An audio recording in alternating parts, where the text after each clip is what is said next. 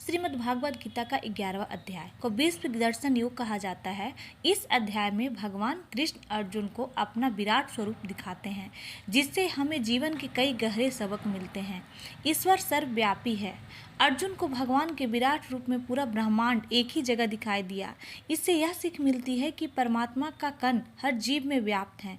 हमें सब में ईश्वर का अंश देखना चाहिए। समय यानी काल सबसे बलवान है। कृष्ण स्वयं को महाकाल कहते हैं, जो सबका विनाश करने वाला। यह हमें सिखाता है कि जीवन क्षण भंगुर है और मृत्यु अटल है, इसलिए व्यर्थ के मोह और अहंकार में नहीं पड़ना चाहिए। केवल निमित्त बने। भगवान अर्जुन से कहते हैं कि युद्ध में अधर्मियों का विनाश तो वो पहले ही कर चुके हैं। अर्जुन को तो बस वह निमित्त यानी कि एक माध्यम बनाना है।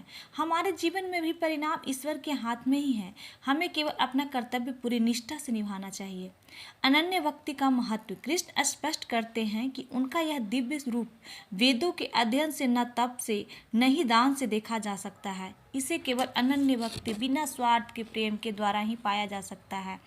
अहंकार का त्याग। जब अर्जुन भगवान की अनंत महिमा देखते हैं तो उनका मोह और अज्ञान दूर हो जाता है। यह अध्याय सिखाता है कि जब व्यक्ति को सत्य का ज्ञान होता है तो उसका मैं का भाव, अहंकार स्वतः समाप्त हो जाता है।